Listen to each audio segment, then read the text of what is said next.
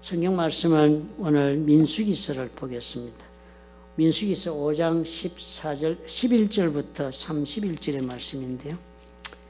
약 20절에 좀 긴 구절인데요. 오늘의 이 구절은 우리가 좀 이해하기에 쉽지 않은 그런 얼토당토하지 않은 이야기를 적은 것처럼 보여지는 내용입니다.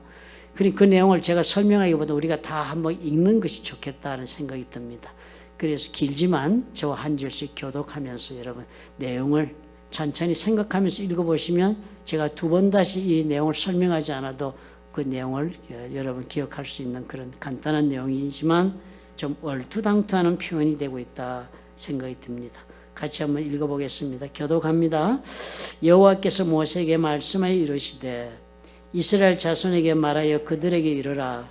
만일 어떤 사람의 아내가 탈선하여 남편에게 신의를 저버렸고 한 남자가 그 여자와 동침하였으나 그의 남편의 눈에 숨겨 드러나지 아니하였고 그 여자의 더러워진 일에 증인도 없고 그가 잡히지도 아니하였어도 그 남편이 의심이 생겨 그 아내를 의심하였는데 그의 아내가 더럽혀졌거나 또는 그 남편이 의심이 생겨 그 아내를 의심하였으나 그 아내가 더럽혀지지 아니하였든지 그의 아내를 데리고 제사장에게로 가서 그를 위하여 보리가루 10분의 1 에바를 헌물로 들이되 그것에 기름도 붓지 말고 유향도 두지 말라.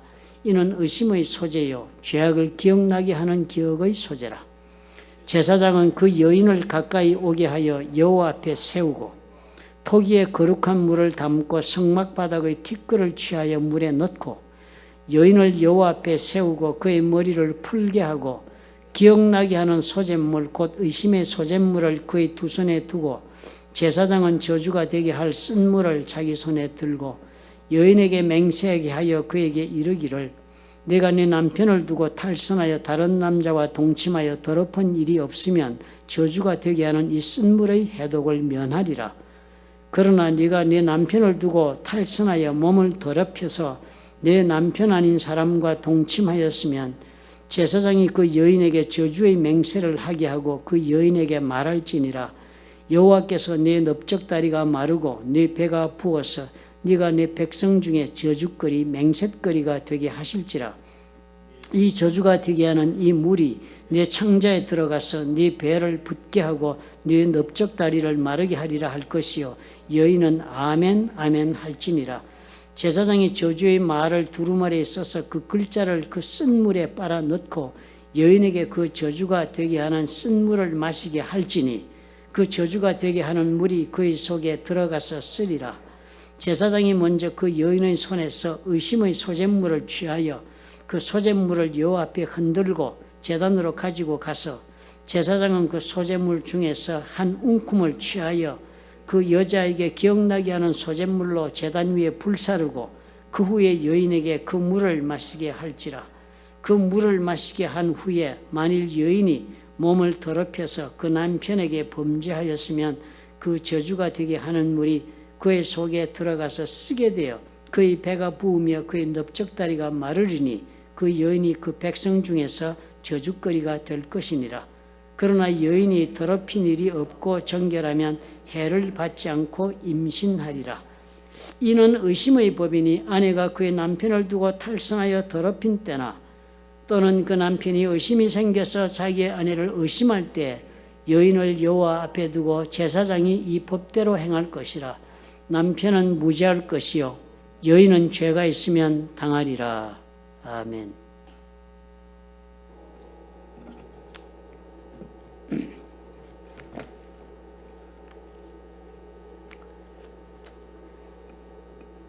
지난 우리 3주 전부터 제가 영어로 석고를 하기 내놓고 세 번째 제가 한국말로만 설교를 해서 왜 약속을 변경했나 이런 그렇게 생각할지 모르지만요.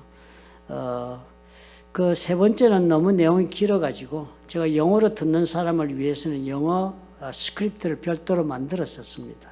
그래서 한국말로 제가 설교를 하고 시간이 너무 길게 걸리니까 영어를 하시는 분은 영어 원본을 전달해 줘서 보도록 그렇게 준비를 했었습니다. 앞으로 당분간은 처음에 제가 계획한 대로 우리 교회 구성원들의 문제가 있고 섞여 있는 그런 문제가 있고 하니까 또 몇몇 분은 동영상을 통해서 예배를 드릴 수가 있습니다. 영어를 하시는 분들이.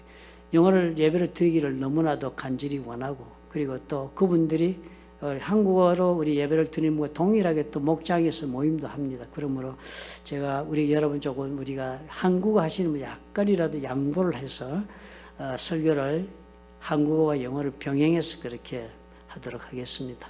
그렇다고 해서 뭐 시간이 곱절로 영어에서 늘어나도록 하는 그런 어리석은 죄를 제가 저지르지 않도록 여러분 기도 많이 해주시기 바랍니다. 정한 시간 내에 내용을 간략하게 정리해서 두 가지의 언어를 가지고 우리가 그렇게 말씀을 나누도록 하겠습니다. 우리 가운데 이 자리에 또 영어를 들으시면 잘 해석하시는 분들이 있잖아요. 뭐 영어로 그렇게 말하는 것은 불편할지 몰라도 들으면 잘 해석하시는 분이 이렇게 많이 계시잖아요.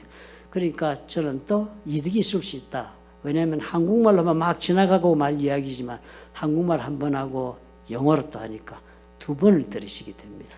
두 번 들으니까 아무래도 기억에 더 잘 남겠죠, 그죠? 그런 좋은 점도 있다 생각하고 여러분, 우리 한 영혼이 귀하지 않습니까? 우리 그렇게 생각하고 여러분, 우리 예배를 조금 그런 복잡한 포맷으로 드려보십시다. 이 구약에 우리가 읽은 이야기뿐만 아니라 많은 이야기 가운데서 오늘 읽은 것과도 같은 이야기를 읽으면 누구나 우리 다 모두가 공통적으로 느끼는 것이 하나 있습니다. 어떤 생각이 듭니까? 이런 이야기는 현대 사회에 맞지 않는 그 고대에 그 여성들을 아주 비하하고 여성들을 아주 무시하고 있는 그런 때의 그런 이야기를 적었다라는 그런 생각이 들게 됩니다. 그렇지 않아요? Among the many stories in the Old Testament, there is something that everyone feels in common when reading a story similar to the one we read today. We think it is an ancient, degrading story about the rights of women that does not resonate at all in modern society. 신약에서도 이런 기록이 있다는 것이 또 놀랍습니다. 구약은 그렇다 할지라도 신약에도 보면은 사도 중에서는 가장 위대하다고 그렇게 서신서를 많이 적은 바울이잖아요. 그 사도 바울의 서신서에 나타나는 기록 가운데에도 언뜻 우리가 읽어보면 여성의 권리나 존재를 아주 무시하고 있는 그런 구절들로 이해될 수 있는 그런 구절이 많이 발견됩니다. There are passages even in the New Testament that are criticized for ignoring women's rights and existence. Such passages can be found in the epistles of Apostle Paul. 고린도전서 11장 3절 같은데 그렇게 적혀있는 구절입니다. 그러나 나는 너희가 알기를 원하노니, 사도 바울이 지금 적은 글이에요. 고린도 교인들한테. 나는 너희가 알기를 원한다. 각 남자의 머리는 그리스도요, 여자의 머리는 남자요, 그리스도의 머리는 하나님이시다. 그러니까 무슨 얘기입니까? 여자의 머리가 남자니까 여자는 뇌가 없는 사람들로 취급하고 있다. 그런 오해를 불러일으킬 수 있습니다. 1 Corinthians 11:3 is also one of the passages that is controversial in that regard. It says, "But I want you to realize that the head of every man is Christ, and the head of woman is man, and the head of Christ is God." 이 문장보다도 더 처참한 구절이 또 있습니다. 아주 여성의 권익을 여성을 아주 사람 취급하지 않는다라고 오해할 수 있는 구절이 또 있습니다. 고린도전서 14장 34절과 35절입니다. 여러분 아마 듣고 나면 그냥 생각하기 싫어서 넘어간 구절일지도 모릅니다. 여자는 교회에서 잠잠하라. 그들에게는 말하는 것을 허락함이 없나니 율법에 이른 것 같이 오직 복종할 것이요. 엄청난 얘기입니다. 여자들이 교회 와서 입 벌려서 뻥긋뻥긋거리고 말하지 말라는 거예요. 율법에 그렇게 되어 있다. 만일 무엇을 배우려거든, 여자한테 하는 이야기입니다. 만일 교회 와서 무엇을 배우려거든 집에서 자기 남편에게 물을 지니 여자가 교회에서 말하는 것은 부끄러운 것이니라. 엄청난 이야기를 합니다. 그죠? There is a passage that denies women's rights even more cruelly and severely. 1 Corinthians 14:34 and 35 says, women should remain silent in the churches. They are not allowed to speak, but must be in submission, as the law says. If they want to inquire about something, they should ask their own husbands at home, for it is disgraceful for a woman to speak in the church. 여자는 교회에서 말하는 것도 부끄러운 일이잖아. 이 정도가 되니까 어떻게 돼요?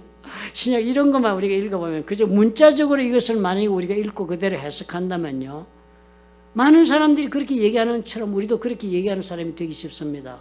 성경은 여성의 권리에 대해서 시대착오적인 이야기를 하고 있기 때문에 성경에는 모든 말이 진리가 아니다 라는 그런 엉뚱한 그런 비난을 우리도 부인할 수 없는 사람이 되고 말 것입니다. If these verses are interpreted only literally as it is written, it would be difficult to avoid the criticism that the Bible is anachronistic when it comes to women's rights. 오늘은 민수기 있는 날이니까요. 민수기 얘기를 해야 되니까 신약의 고린도서나 지금 민수기 내용이 비슷해서 지금 얘기 안 할 수 없는 것이지만 신약의 고린도서는 이 말씀을 다 설명하기에는 시간이 많이 부족하니까 한 가지만 제가 언급하고 민수기에 우리가 집중하도록 그렇게 하십시다. Since today is the day of meditation on the book of Numbers, there is not enough time for me to explain the rules found in 1 Corinthians about the rights of women. So let me explain just one thing briefly and focus on the book of Numbers for today's sermon. 하나님은 성경에서 분명하게 하나님의 창조의 질서 안에서 남자와 여자를 동등하게 대하고 계신다는 것을 알려주는 성경 구절이요. 이 무시하는 성경 구절보다 훨씬 더 많이 적혀 있습니다. There are many passages found in the Bible that say that God treats men and women equally in the order of creation. 창조의 질서 안에서 하나님 그렇게 동등하게 창조하셨다고 말씀하는 구절이 많습니다.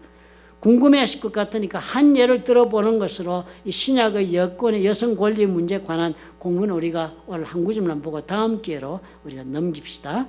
For our curiosity, I will give you an example from 1 Corinthians, and we will have a chance to study about women's rights in the New Testament next time.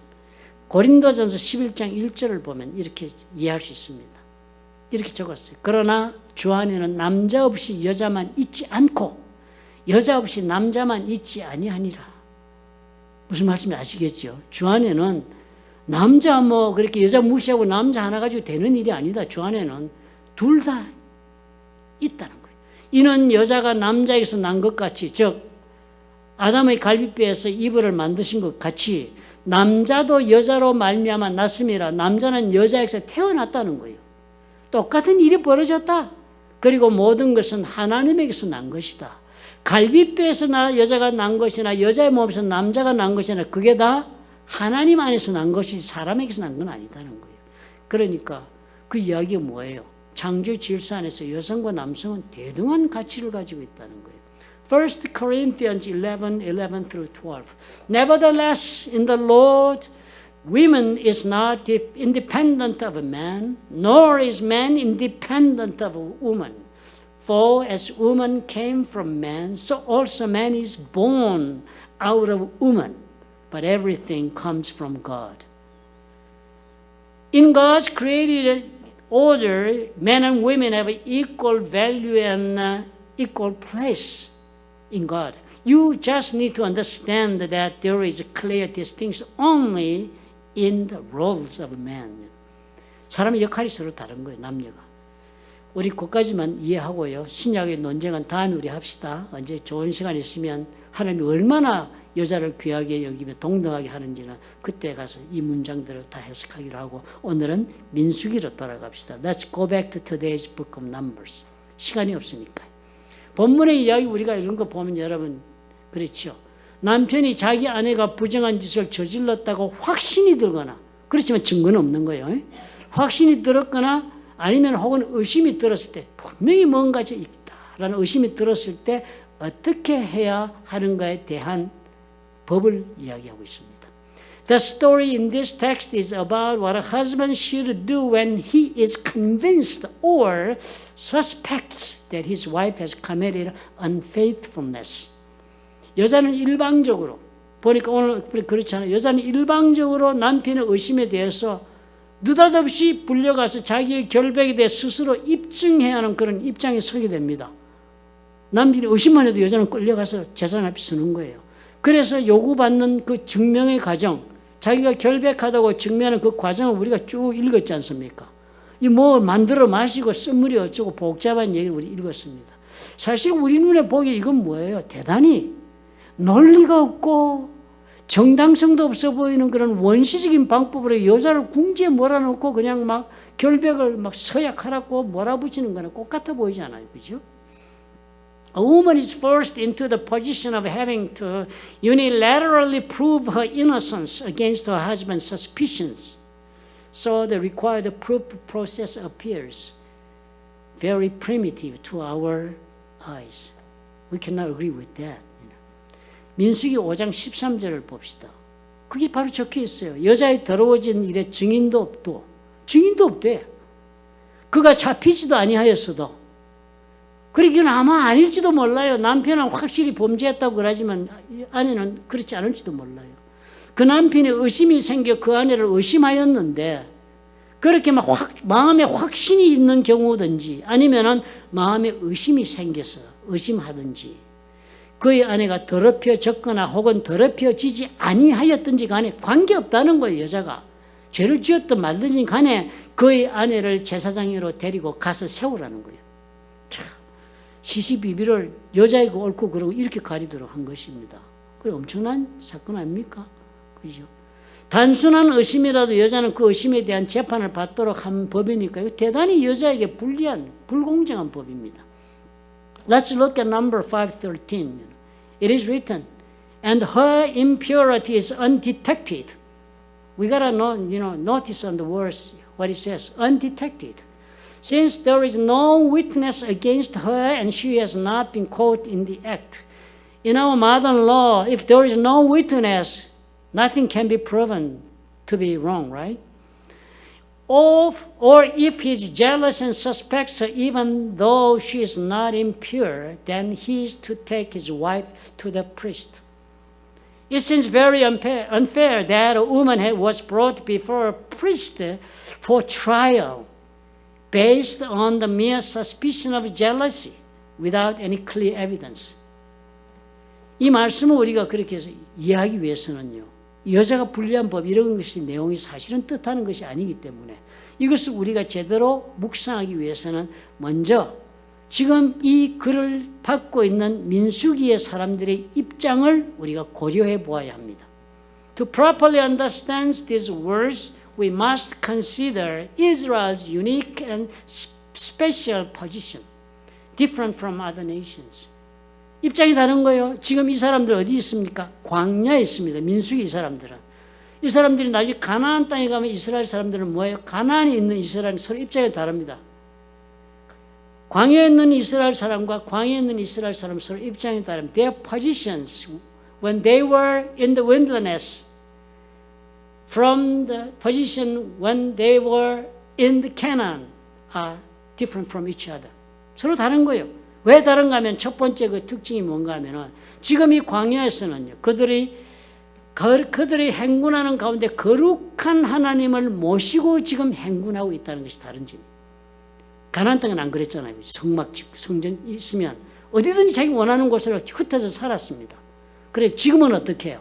딱 대령을 이루고 진영을 이루고 그 가운데 성막, 그 성막을 중심으로 거룩한 하나님을 가운데 모시고는 편대를 짜서 진행하고 있는 그런 특별한 상황이 있는 것입니다. Their unique position number one is Israel is now marching with a holy God in their midst. 이런 일은 어느 때 어느 민족에게도 있었던 적이 없습니다. 인류의 역사상 이런 적이 없었습니다. 여러분 생각 한번 해보십시오. 이런 일은 역사에 없었습니다. 창조 이후로. This has never happened to any nation at any time. 우리가 민수기 첫 장부터 읽은 이야기잖아요. 그죠? 이스라엘 족속들은 민수기 척장에 이 일을 시작하고 특별한 일입니다. 이거 가운데 성막을 중심으로 그 주위에 편대를 지어서 에워싸고서 군대의 행진을 하기 시작했던 것입니다. 그런데 행진하는데 그 가운데 성막에는 무슨 일이 벌어집니까? 낮에는 구름 기둥으로 밤에는 불 기둥으로 임하시는 하나님을 저들 가운데 모시면서 그 운행하심을 따라서 동일하게 보조를 맞춰 행군을 하는 집단이 지금 민수기에 나오는 이스라엘입니다. This is what we read from the first chapter of the Numbers. The Israelites were marching in military formation around the tabernacle in their center. They were a nation that marched with God, who came down to the tabernacle as a cloud during the daytime and as a pillar of fire at nighttime. 거룩한 하나님, 그러니까 어떻게 해요? 저들 가운데 딱 모시고 행군하니까 이거 얼마나 기막힌 사건입니까? 대단한 사건 아닙니까?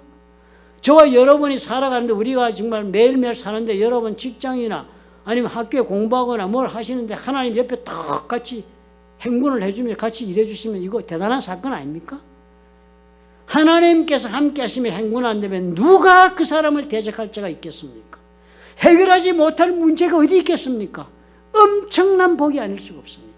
It is a great thing to march with the holy God among them. If God marches with them, if God marches with us, who can stand against them? Who can dare to stand against us? 아무도 그럴 자가 없어요. It can't be anything other than a great blessing in our life. 그보다 더 큰 축복이 어디 있겠습니까? 그렇지만요, 또 다른 한 면을 생각해 보면 그건 또한 엄청나게 위험한 일이 아닐 수가 없습니다. 엄청나게 위험한 일입니다. 대단한 복이지만 어느 누구 한 사람도, 인간은 뭐예요? 예외 없이 죄인이기 때문입니다. 죄 있는 사람은 거룩한 하나님에게 어떻게 해요? 가까이 갈 수 있는 존재가 아닙니다. 가까이 가면 어떻게 된다고 레위기에 배웠습니까? 죽임을 당합니다. 소멸됩니다. 불에. 그렇게 위험한 일입니다. But it's also incredibly dangerous because all humans are sinners without exception. This is because anyone who approaches the holy God without being forgiven of their sins will surely be killed by the power of holiness. 마치도 그러니까 어떤 거예요? 우리가 불을 품고 살고 있는 것과 같습니다. 불은 엄청난 축복의 삶을 우리에게 선물합니다. 그죠? 그렇지만 까딱 이 불을 잘못 다루면 어떻게 돼요? 불에 타 죽습니다. It is like living with embracing the fire in our bosoms. Fire creates a life of great blessings upon us.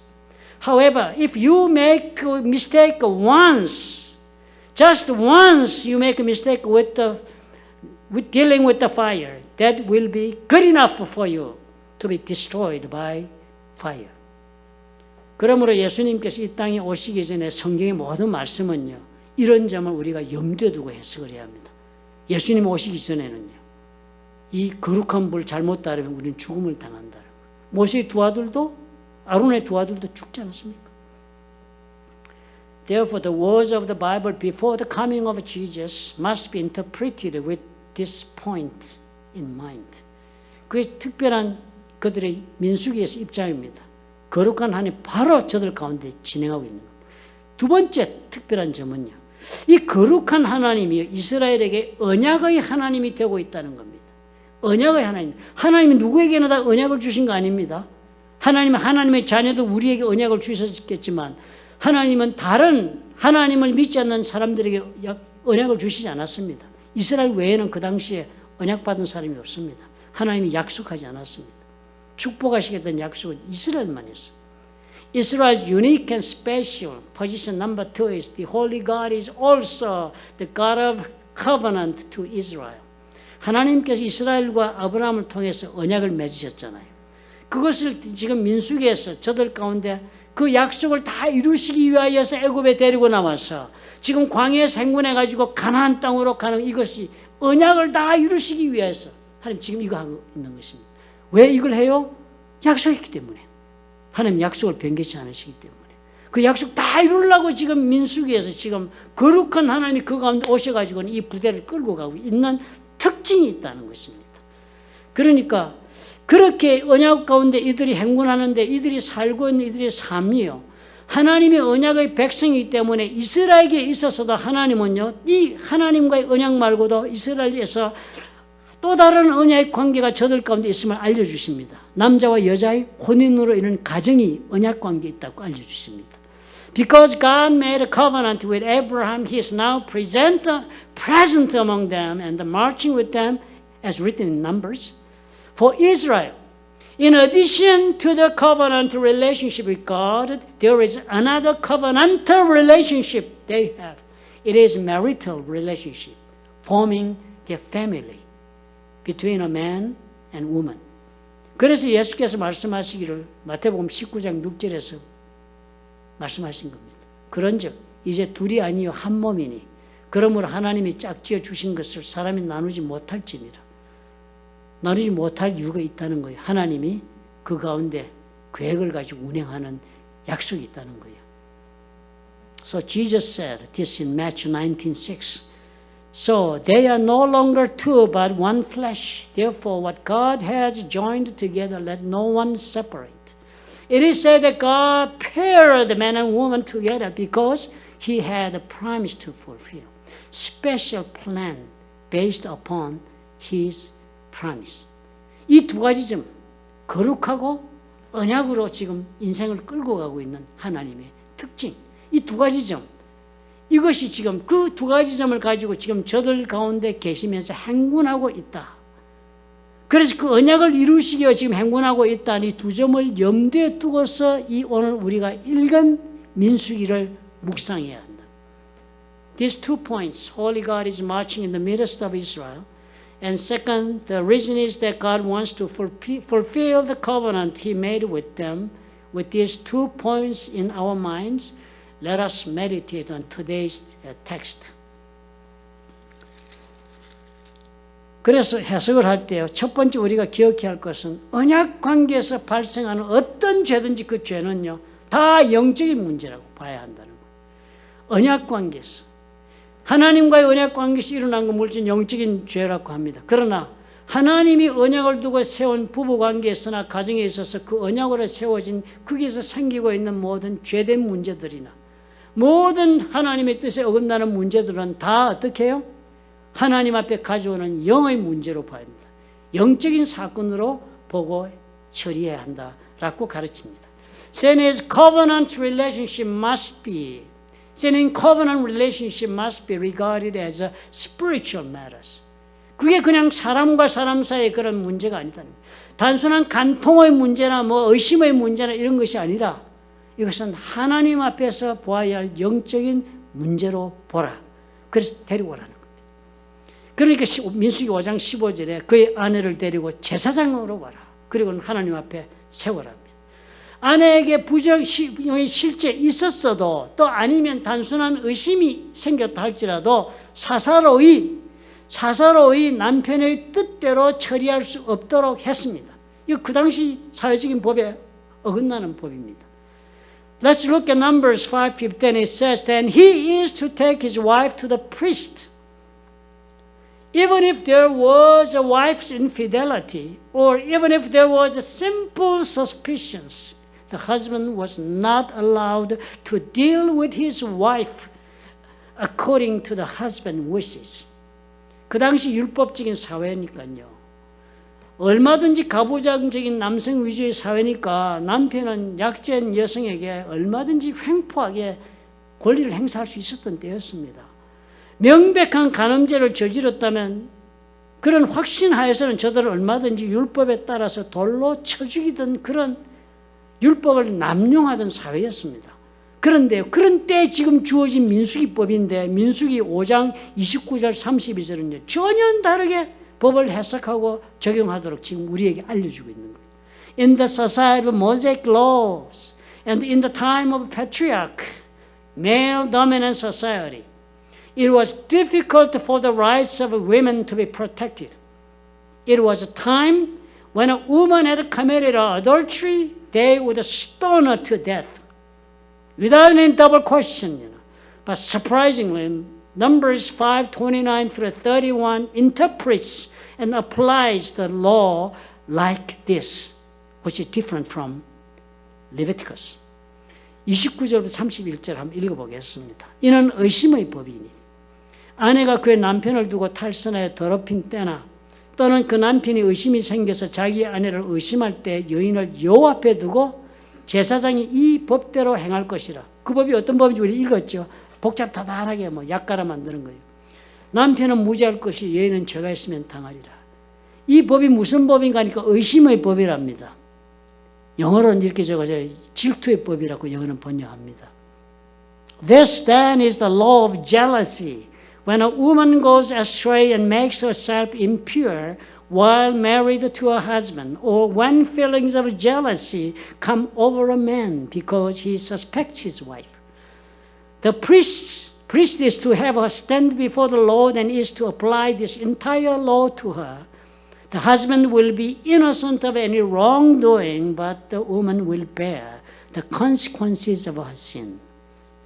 성경에 지금 그렇게 적혀 있는 거예요. 간음의 죄가 인정되는 경우는 본래는 뭐였습니까? 사망이었습니다. 레위기 20장 10절이 그랬잖아요. 누구든지 남의 아내와 간음하는 자, 곧 그 이웃의 아내와 간음하는 자는 그 간부와 음부를 반드시 죽일지니라 그랬습니다. If found guilty of adultery, the punishment according to Mosaic law in that time was death. Leviticus 20:10 says so.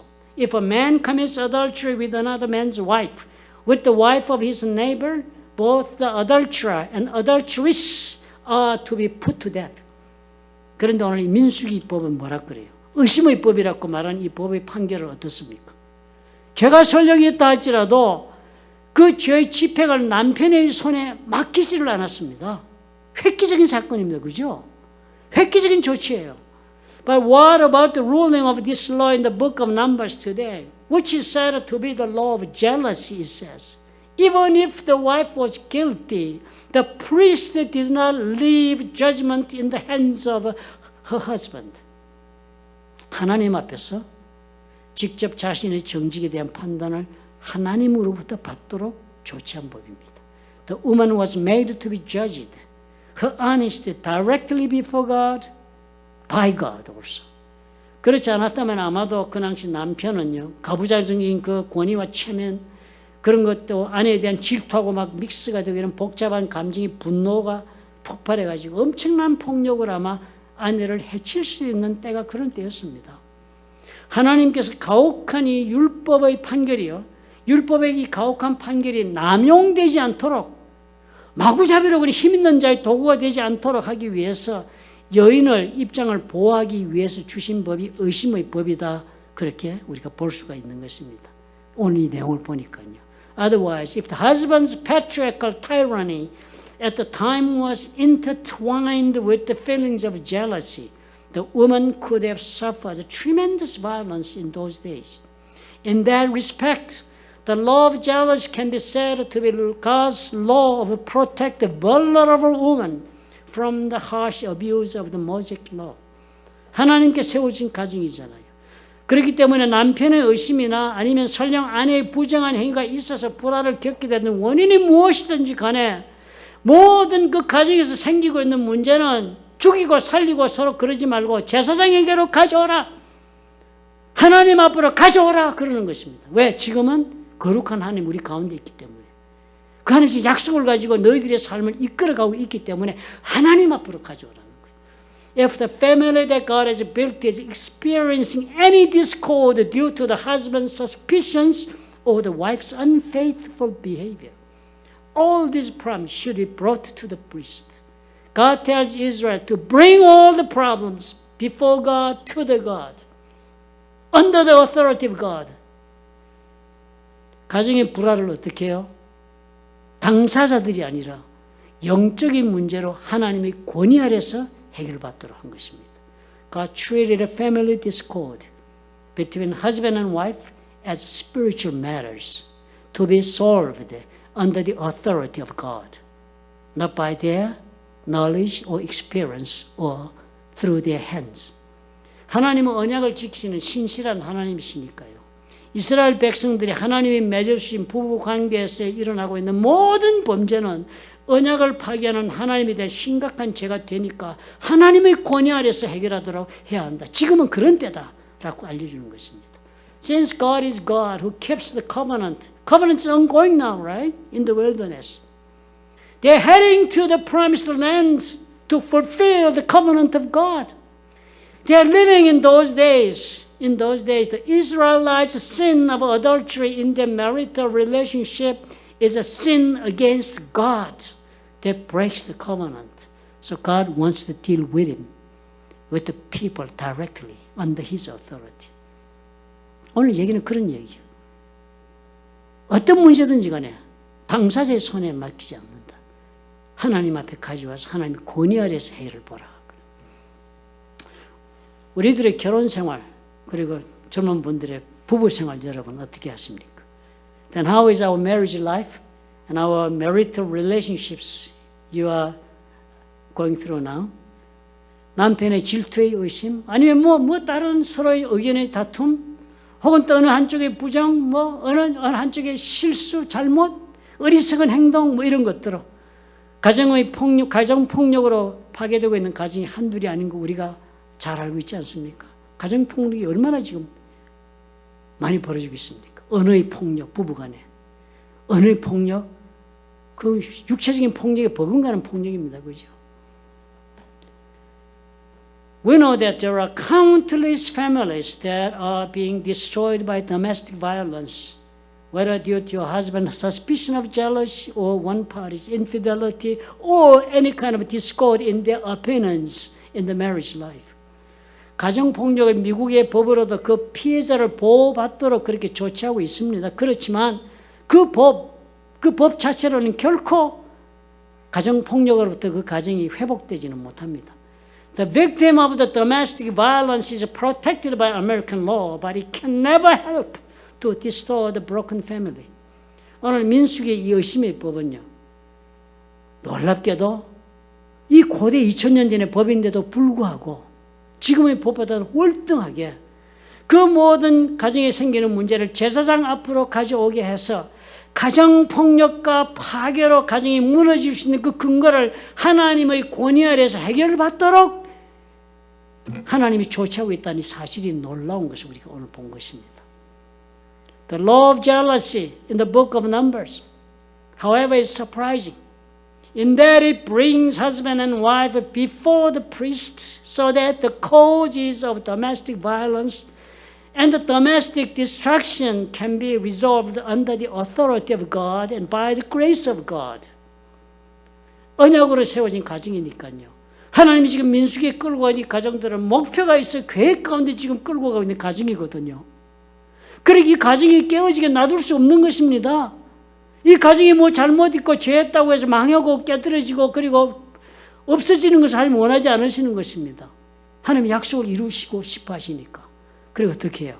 지금 이 하나님의 언약의 지금 전개되고 있는 거룩한 하나님을 모시고 살고 있는 너희들은 이제 모든 이 불화의 문제, 부정의 문제까지라도 하나님 앞으로 가지고 와야지 너희 손으로 다루지 말라. 명령하시는 거예요. 회복시키고자 하는 하나님의 의도가 보여지는 법이 아닙니까? The law of jealousy can be said then to show that God is trying to restore the family established by covenant in any way possible. God is trying to restore it, trying to remend the brokenness of the family. 릭 워런 목사님이 설교하시는 걸 들어보니까요. 그런 얘기를 하시더라고요. 부부관계는 거룩을 추구해야 한다. 거룩을 추구해야 한다. 참 놀라운 표현을 했습니다. 누구나 행복하게 살고 싶어서 결혼을 할 것입니다. 그렇지 않아요? 그래서 우리는 당연히 결혼의 목적이 행복이 되고 마는 것입니다. 그러나 우리가 결혼을 통해서 얻고자 하는 그 원하는 행복은요.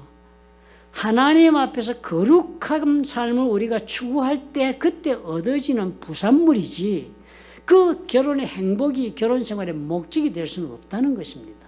하나님 오늘 알려주는 말씀입니다. Pastor Rick Warren said once that marriage should pursue holiness instead of happiness.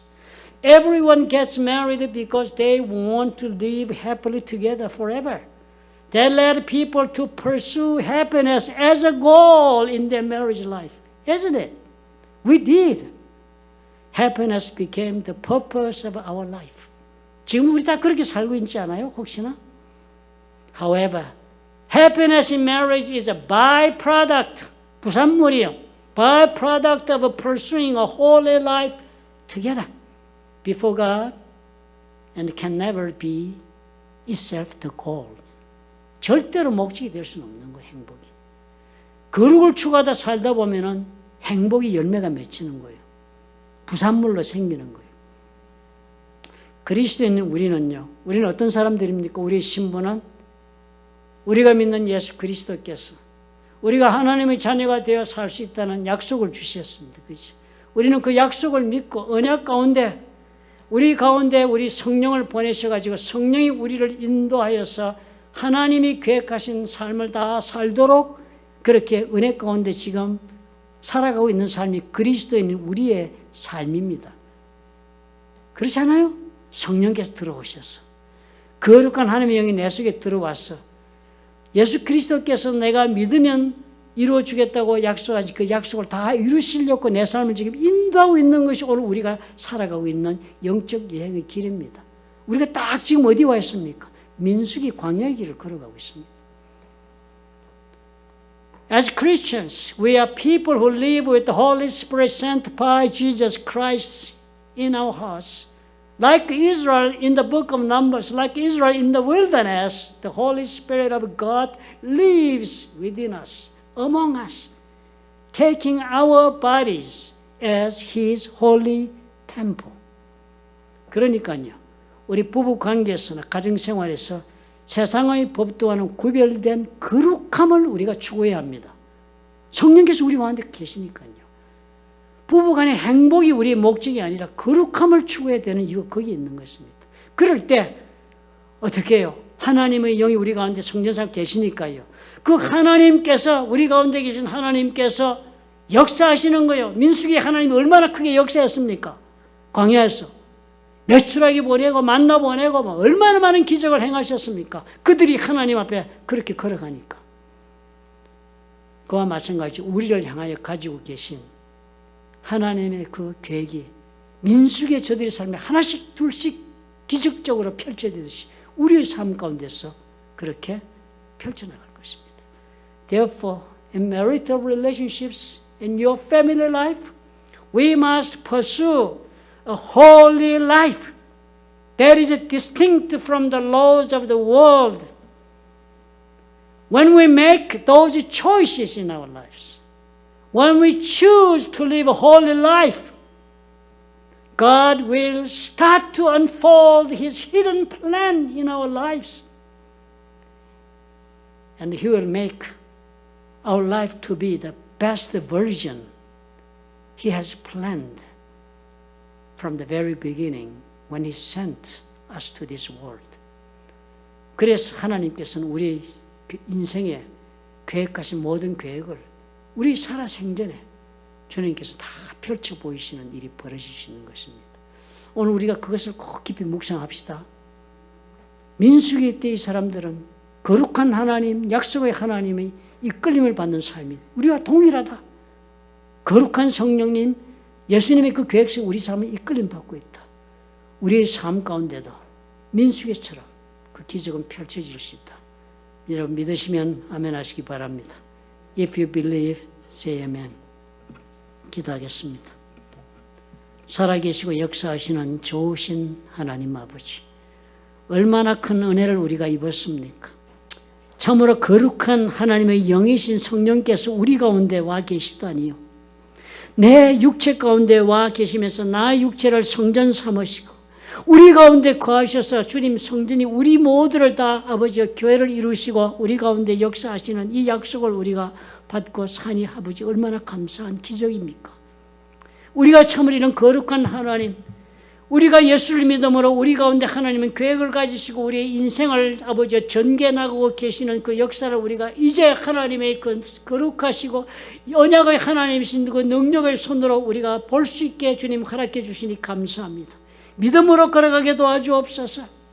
우리 손으로 문제를 가지고 서로 싸우며 다투며 나의 지혜와 지식과 능력으로 문제를 해결하려고 애쓰지 말고 모든 우리 삶의 문제를 하나님의 권위 아래로 우리가 가져가서 하나님의 뜻 아래서 하나님의 영의 인도하심을 받아 순종함으로 인도함을 받고 해결받는 우리가 되어서 우리의 삶에 주님의 남은 계획이 다 드러나 보이고 펼쳐지는 하나님이 계획하신 최고의 삶을 살 수 있도록 축복해 주시옵소서. 예수님 이름으로 기도합나이다. 아멘.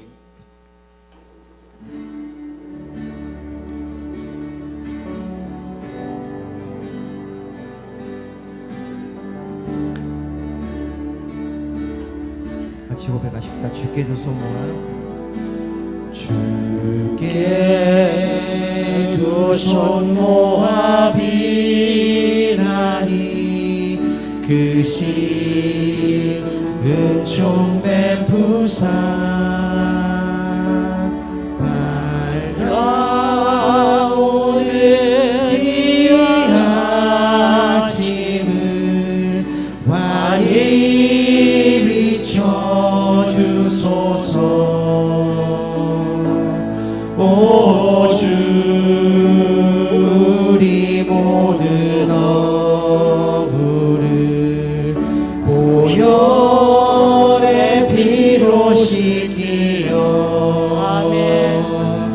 하나님 사랑 안에서 행복을 갖게 하소서. 서로 믿음 안에서 아멘. 서로 소망 가운데 서로 사랑하면서 손잡고 가는 길. 우리 한번 주께 두 손 모아 비나니 그 신 은총 베푸사. 주가 예비하신 동산에 주가 예비하신 동산에 항상 있게 하소서. 오 주 우리 맘에 오 주 우리 맘에 새 어두움 밝게 하시어 어두움 밝게 하시고 진리의 말씀 안에서 늘 순종하게 하소서. 서로 참아주면서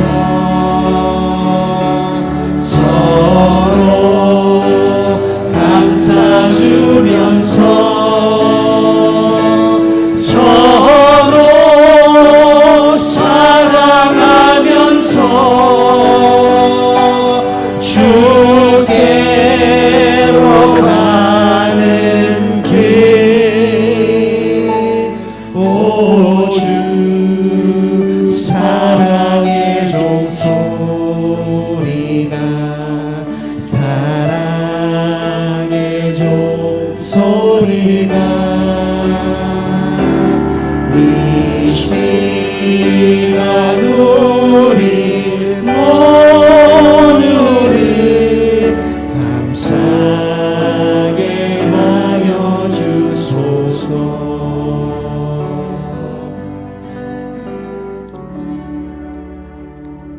사랑의 하나님, 참으로 우리가 믿음을 가지고 산다 하면서도 수많은 의심 가운데 우리가 떨어져 허우적거릴 때가 얼마나 많습니까?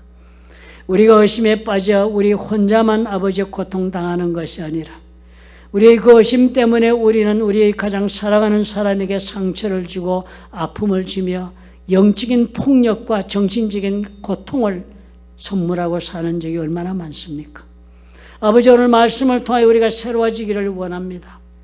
우리가 참으로 이 의심의 법을 따라 하나님 앞에 주님에 나아가도록 도와주시옵소서.